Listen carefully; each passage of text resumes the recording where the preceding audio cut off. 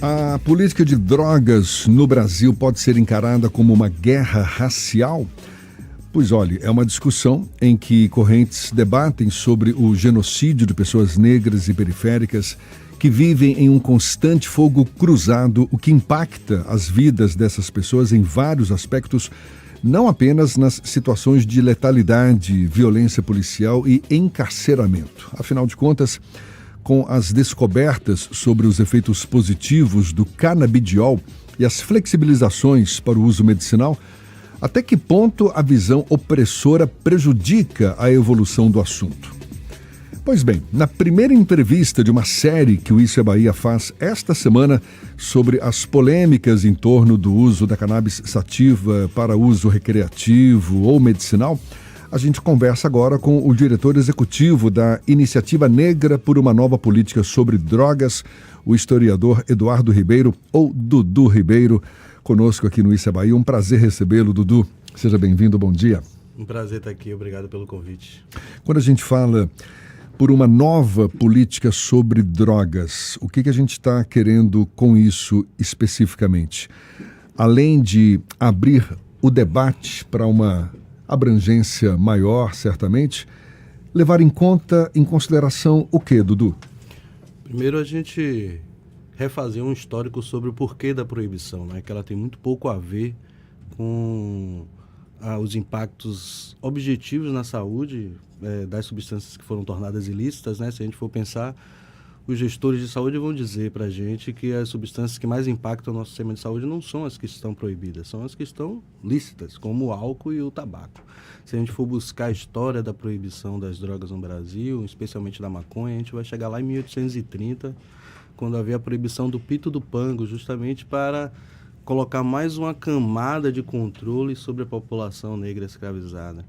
Ou então, em 1915, quando o Rodrigues Doria, um médico sergipano radicado aqui na Bahia, vai dizer que a maconha é uma vingança dos negros contra os brancos por terem usurpado sua liberdade. É por isso que tem que criminalizar a maconha, porque senão os negros vão boicotar o processo civilizatório brasileiro, e o processo civilizatório brasileiro era se tornar um país branco.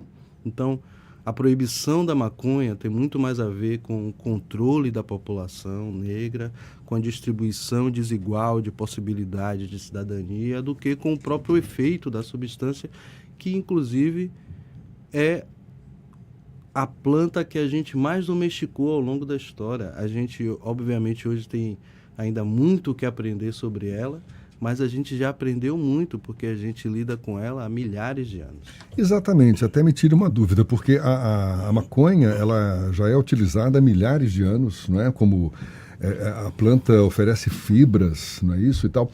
Agora, o uso da maconha sendo fumada, isso é mais recente? Ou também verifica-se há muito tempo, na antiguidade, ou não?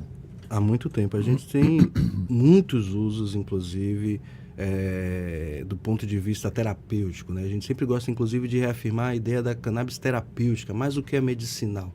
A medicinal, a gente vai colocar ela numa outra caixinha de um campo médico, inclusive conservador, e o terapêutico a gente abre as possibilidades, até porque a proibição da maconha também tem a ver com essa ideia do monopólio da possibilidade de cura, né? No começo do século XX, a gente vai ver os médicos e os farmacêuticos fazendo um lobby para proibir outras possibilidades de ministrar cura. Então, ialorixás e babalorixás são perseguidos, curandeiros, muitas outras pessoas que ministravam a cura. A inalação, ela sempre fez parte também dos processos de cura e, infelizmente, a gente teve recentemente um posicionamento da Anvisa querendo suspender a utilização de flores da perspectiva terapêutica, justamente porque a inalação não seria terapêutica, mas ela é terapêutica também.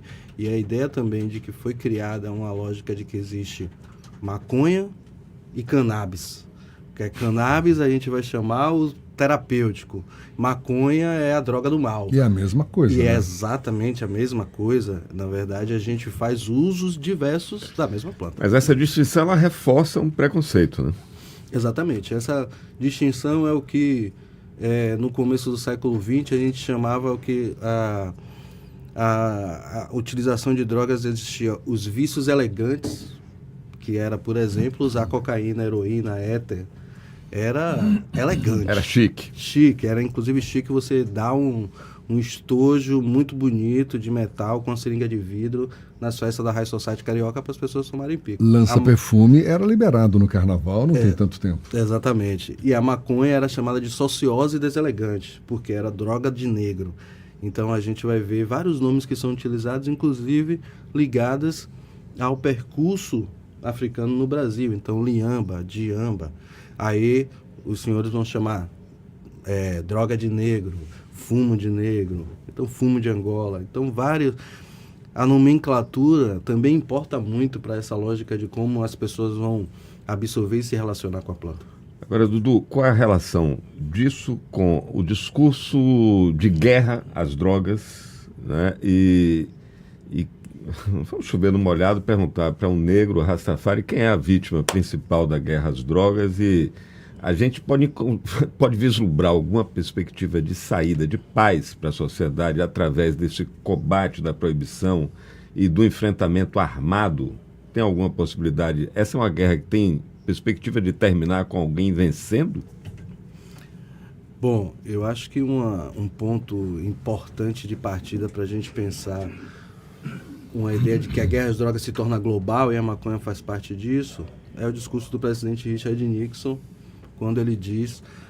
O presidente e o John Eldersham eram o seu braço direito. O John Eldersham vai dizer assim: nós tínhamos dois grandes inimigos do governo americano, os negros e os brancos que se manifestavam contra a guerra. Nós não podíamos prender os negros mais por serem negros, nem os brancos por serem pacifistas, mas a gente descobriu que se a gente proibisse determinadas drogas e investisse pesado, a gente poderia prender seus líderes, desorganizar suas reuniões, invadir suas atividades. Isso é um motor importante, e o John Eldersham termina tudo isso dizendo: se a gente sabia que estava mentindo sobre as drogas, claro que a gente sabia. Então não é sobre as drogas. Eu escrevi um texto não tem muito tempo atrás que se chama Não importa se dendê ou se maconha, não importa se explosivo ou pinhão-sol. Porque o Rafael Braga, no Rio de Janeiro, ele foi criminalizado por ter pinhão-sol, e não porque a perícia constatou que aquilo era um explosivo. Então, a guerra às drogas... Rafael Braga, só para a gente lembrar aqui para os nossos ouvintes, aquele militante ativista que foi preso... ele, na verdade, ele nem estava participando dos atos em 2013, ele estava catando materiais e estava levando um conjunto de materiais de limpeza para a tia dele. E ele foi preso nas manifestações como um manifestante, mas, na verdade, ele não estava participando e ele tinha pinho-sol e outros produtos de limpeza que ele levava para casa da tia dele. Mas ele foi condenado primeiro a 7 anos de prisão, e depois passou um tempo na prisão, saiu, e por causa de um flagrante forjado foi condenado a mais 11. Ele pegou tuberculose na prisão. Então, não foi a maconha, não foi a droga, não foi o explosivo, foi a pele de Rafael Braga que o condenou. Porque é isso. É importante que a gente pense, a guerra às drogas, ela nunca foi uma guerra contra substâncias, ela é uma guerra contra pessoas, e não contra todas as pessoas, contra determinadas pessoas. Eu vou dar um exemplo de uma pesquisa que a gente fez aqui em Salvador, que chama Mesmo Que Me Negue, Sou Parte de Você. A gente olhou os 10 bairros com mais notícias sobre violência na cidade de Salvador. Sobre violência ou sobre alguma coisa relacionada à segurança pública. Dos 10, 9 bairros são de maioria negra. O único que não é de maioria negra é Apituba, que entrou na nossa pesquisa. E entrou por causa da altíssima apreensão de droga. Mas no ano que a gente pesquisou, não teve nenhuma pessoa morta na Apituba. E aí a gente vai contar quanto de substância foi apreendido no Complexo Nordeste Amaralina. Na Apituba apreendeu mais droga do que no Complexo Nordeste Amaralina, que morreram 60 pessoas naquele ano pesquisado. Então a guerra não é contra a substância, porque na Mansão dos Cardeais também tem consumo e comércio de substância, no Horto Florestal, na Apituba e no Itaigara. O que não tem é a guerra, porque a guerra não é contra as substâncias, é contra nós, população negra. Dudu, em cima desse caso, dessa prisão, tá para entrar na pauta do STF, acho que ainda não entrou, né? Já entrou? Já entrou, na verdade, já tem mais de 5 anos que entrou. Mas não foi julgado ainda, né? Estou falando, está para entrar, para ser julgado. Aquele caso de um rapaz que foi preso porque furtou alguma coisa, algum produto alimentar, alguma comida em mercado, não é isso? E na cadeia, numa revista, encontraram um cigarro de maconha. Esse caso é que está suscitando esse debate. Você, como é um estudioso da política nacional de drogas e é sempre ouvido em instâncias que discutem o assunto, qual é a perspectiva que a gente tem hoje? Nós saímos de um período em que o ultraconservadorismo imperou e que esse discurso armamentista e do enfrentamento armado ganhou uma força muito grande, a gente viu o resultado, a gente está num outro momento agora.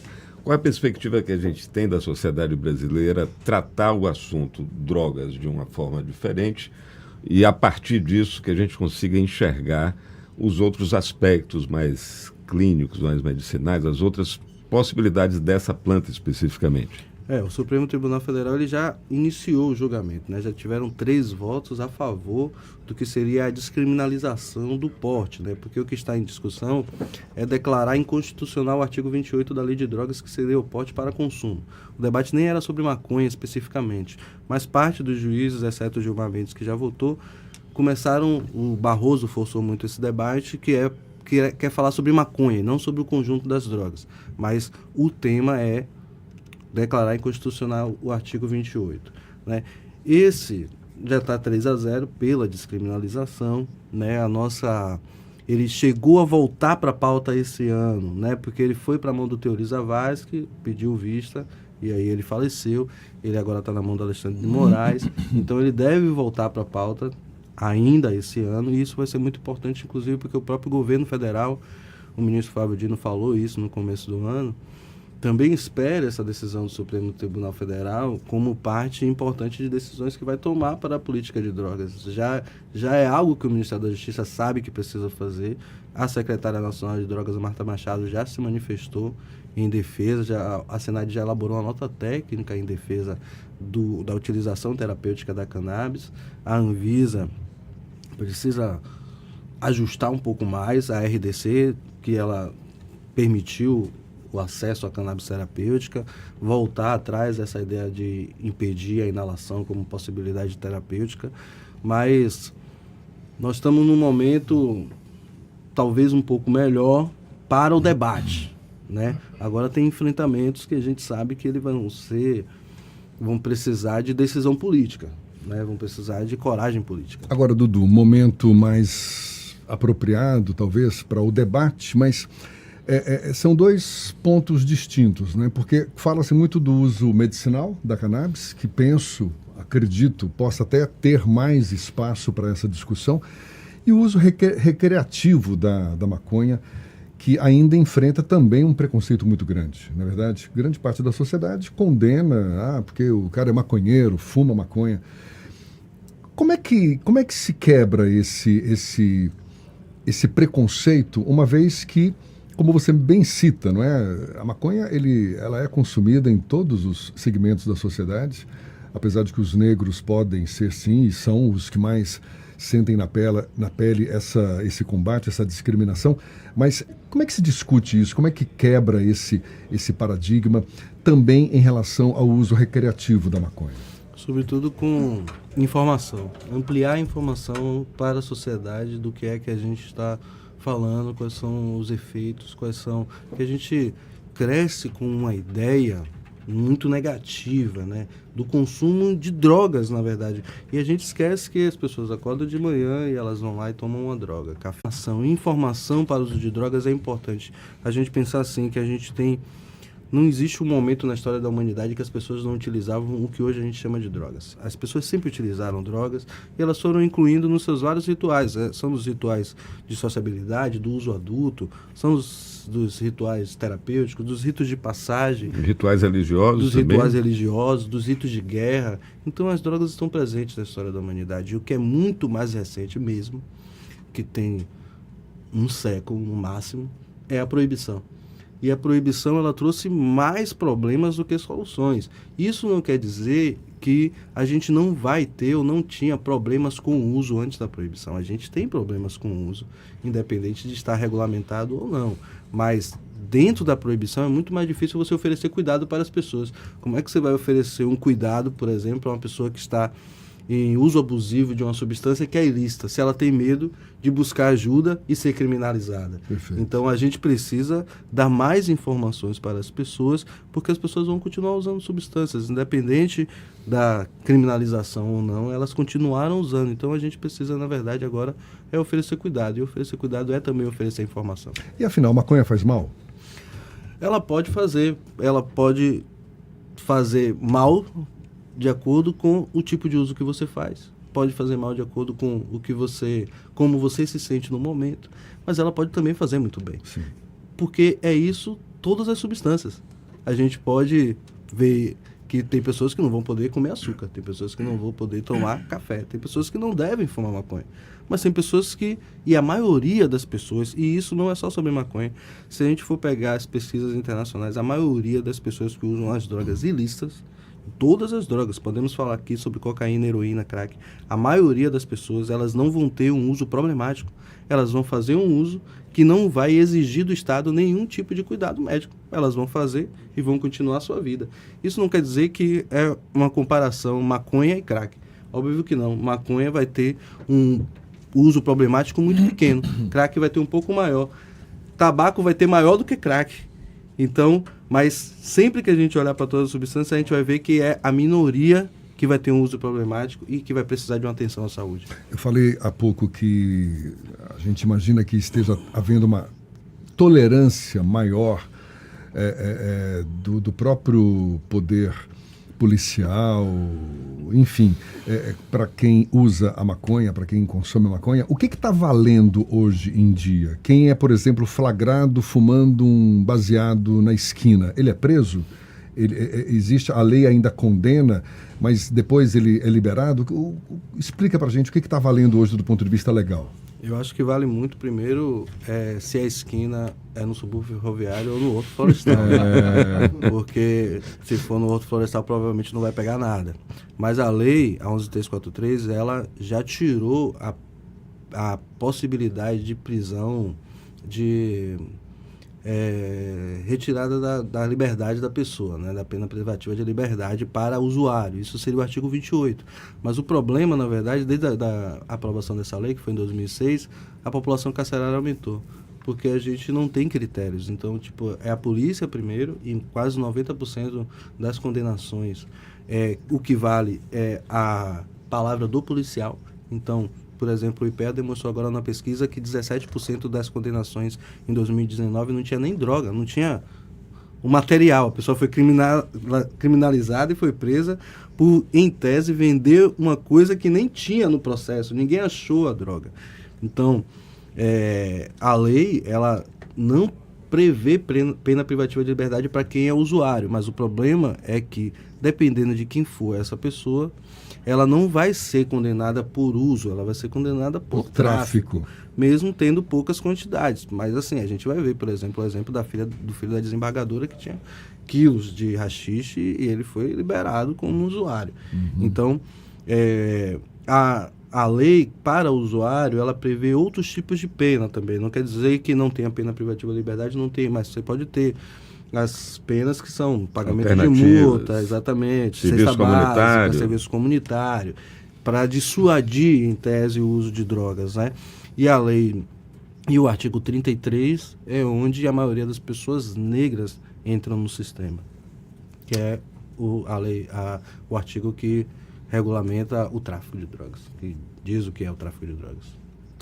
Você tem, para a gente encerrar, Dudu, esperança de que a conversa de fato se aprofunde, de que essa informação que você tanto defende e de fato é necessária para o esclarecimento das pessoas se difunda com mais força, com mais intensidade, que os canais de comunicação, como esse que a gente está abrindo aqui agora, se multipliquem? Como é que está a sua percepção? Certamente. Nós da Iniciativa Negra, inclusive, a gente tem que investir muito em produção de pesquisa, né? A nossa pesquisa recente é sobre reparação e política de drogas. A gente ouviu 75 pessoas, inclusive vítimas da guerra às drogas, em 5 cidades do Brasil, em Belém, no Rio de Janeiro, em São Paulo, em Brasília, em Salvador, para a gente ouvir como essas pessoas foram afetadas pelas injustiças criminais e como elas pensam a reparação.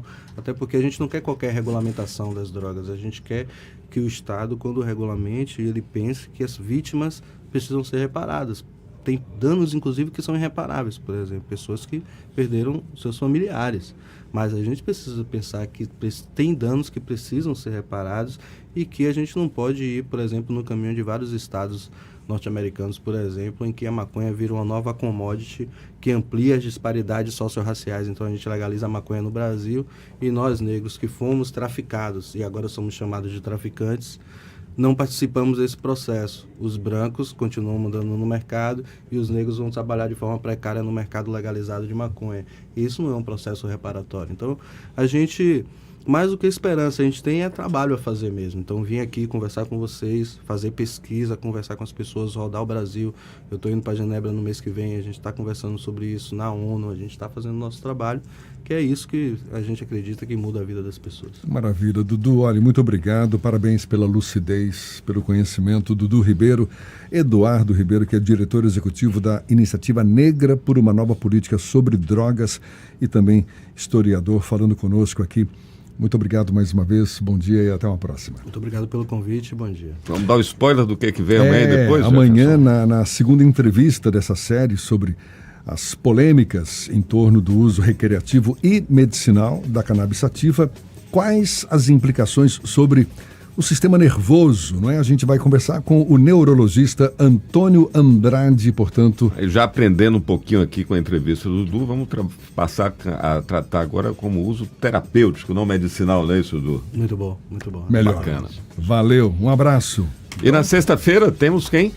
Sexta-feira, deixa eu consultar O aqui. promotor Davi Galo. Isso, Davi Galo. Aí a gente vai trazer aqui uma visão mais, digamos assim, conservadora do assunto, né? E claro que a gente não esgota o assunto, isso é uma polêmica enorme que exige sempre muita informação, né, Dudu? Qualidade da informação para a gente se posicionar e ajudar quem está nos ouvindo a ter uma opinião com base não no preconceito, né? Com base na informação, no coração, de como essas informações chegam para cada pessoa. É importante que a gente avance um pouquinho nisso para a gente ter opinião e isso vai depois para a urna também. Né? Quando cada candidatura se apresentar e dizer o que pensa a respeito de segurança pública, política de drogas, etc. Esse é o nosso propósito, oferecer informação para que o debate seja o mais lúcido, não é, possível. Então amanhã, por volta das 8h30, essa segunda entrevista da série sobre cannabis sativa, 8h51 agora na Tarde FM.